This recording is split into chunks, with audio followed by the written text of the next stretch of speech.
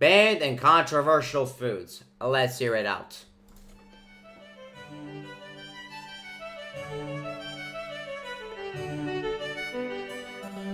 Hey Majors, so I'd like to start off with a little biology lesson. When a species finds itself living on an island, it can start to evolve in strange ways based on the different pressures. I'm pretty sure a cow is not growing along the neck like that. That's just my personal opinion.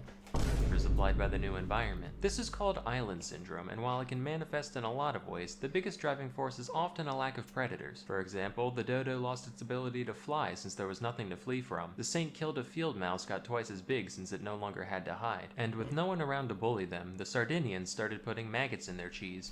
I mean, okay, listen, for that Italian part, you gotta understand, okay?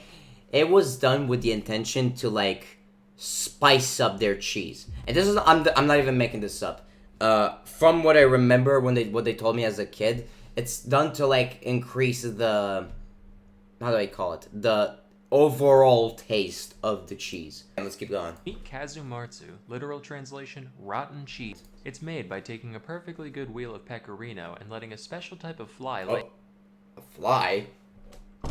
Unless I'm confusing it for like a different type of cheese. I actually didn't know it was a fly. Eggs in it. The fly babies then work to partially digest the cheese, rendering it goopy and wet and maybe quite tasty and worm-filled. Now, quite tasty is a bit of an understatement. I'll tell you that right now. The concept is already quite suspect. It's clotted milk that you fill with bacteria and mold and let sit for a while. Yeah. The cheese is safe and delicious. Cheese is my friend. I trust cheese. So my guard would be down around kazumarzu. I've learned to look past a cheese's childhood. Strange upbringings are what give them their character. But it turns out, those maggots are still alive, and if you don't chew well enough, they can cause enteric myiasis. It's for this reason that kazumarzu is banned in the EU and elsewhere. A black market still exists, which is wild, and it's not a small one. In 2019, the illicit kazumarzu trade was estimated to be worth 2 to 3 million euros annually.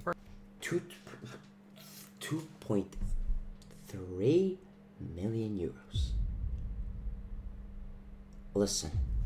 I understand people some crazy shit, but you cannot sit here and tell me with a straight face that sells 2 or 3 million euros a year? My fucking God. I would just do it prohibition style, like definitely don't put these fly eggs on this sumptuous wheel of pecorino. But if you do, you absolutely shouldn't keep it warm and damp for a week. But although it's traditional, and then you should definitely eat it, or maybe not, depending on your mental state. Say nothing, Sprake. to leave the larvae alive when you eat your mag and cheese. Some consumers still prefer them dead, shockingly. In that case, one puts the cheese in a sealed bag, and when the maggots run out of oxygen, they writhe around and fling themselves all over the place. This is heard as a distinct pitter-patter against the walls of the bag, and when the sound stops, the contents are ready to eat, like popcorn. Shark fin soup is one most of us have heard about already. Shark fins. What? Mostly in reference to its effect on shark populations and the wastefulness that goes into making it. Until recently, though, I never looked into the nature of the dish itself. I figured, right, the fins are just the only part of the shark worth eating. Big whoop, it's probably not much different from, like, swordfish. Apparently, though, I had it backwards. Shark fins aren't even meat. They're made almost entirely of cartilage and collagen. So you're telling me you're not even, like, eating juicy meat for, like, protein. You're just eating, like, a shell of a bone and I guess you should say like a tender mass.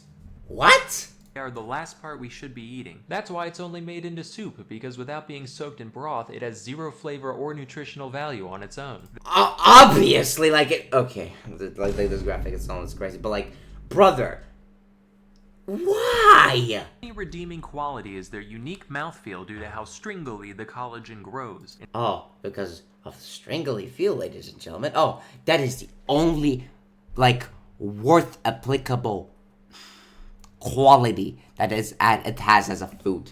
This is fucking disgusting. In structures called ceratotrichia. The texture has been described as somewhere between chewy and crunchy, which I find describes most things, actually. Other adjectives present on Wikipedia include snappy, gelatinous, and sinewy. If that thing is gelatinous, I am throwing up that food on the spot.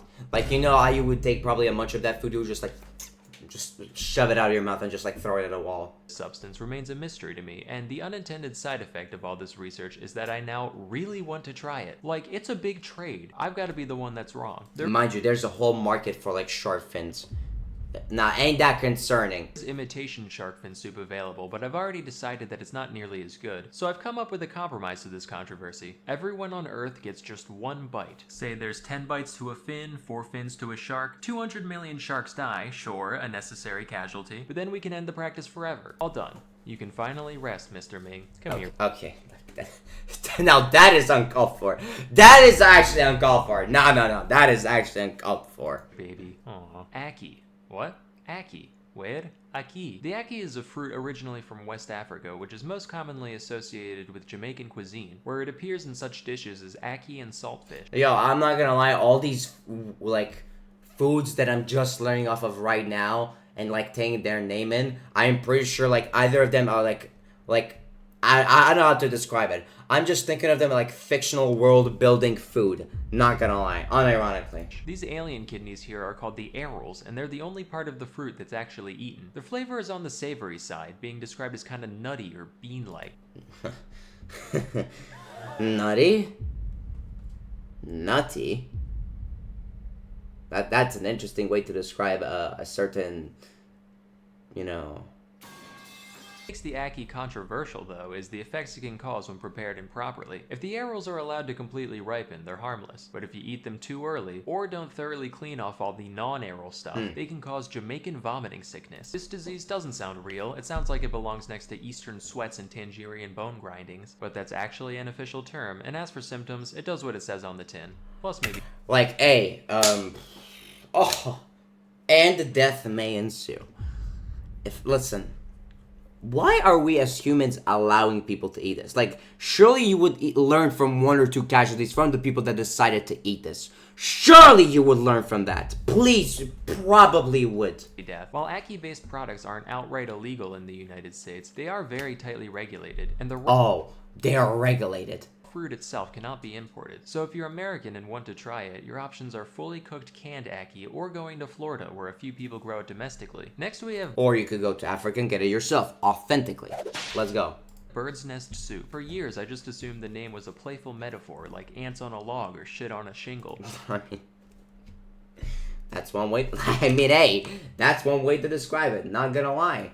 Literally. Turns out, nope, this dish contains an actual bird nest. Not like a pile of twigs like I was picturing, but rather a specific type of nest only made by certain species of swiftlets. These nests are mostly made out of mucins, which are a set of proteins that, among other things, serve to thicken all those wonderful secretions our bodies make. There's a little bit in human saliva, a little bit more in mucus, and in swiftlet saliva, look out, pal. So all the swiftlet does is it finds a nice wall, starts laying out fat strings. So we're literally eating, bird hawk tua. A slobber, which dry, and eventually she's got a nice place to roost. That is, right up until some gourmand says, today I crave bird spit. Yeah, like, exactly. Isn't there, like, one type of a person on this planet Earth who gets, like, a random thought or, like, craving, like, today I want to eat bird spit. What a wonderful idea. You know what? Maybe I should become one of those type of people. Unironically.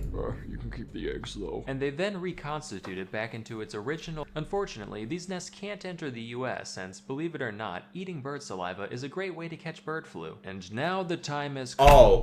Who could have guessed? If you eat bird spit, you get bird flu? The ortolan. The ortolan is a kind of bunting, which is a sort of passerine, which is a type of bird. They're birds. Like many animals, they have a long... Okay, so we're just eating raw birds. Like, we went from... Okay, let me see if I got this trilogy right. So we went from, I repeat, shark fins, then to maybe cheese with maggots in them, then to bird spit, and now we're eating birds themselves. Right. We've gotten to the finale of the entire thing. Being eaten by the French. But what separates the ortolan from your average squab or pheasant is the unique way in which it is prepared and eaten. They're typically caught with nets and kept in the dark, which causes them to overeat for some reason. Once it's about twice as fat, the entire bird is then thrown into a container of brandy, alive, and sealed in. While this serves to marinate the creature, it also drowns in the process, thereby killing one bird with no stones. The plucked and presented whole to the consumer, who inserts the carcass into their mouth, feet first. As they chew, one hand continues holding the bird's head, while the other picks out the larger bones. This whole ritual is usually performed with a towel or large napkin over one's head. There's a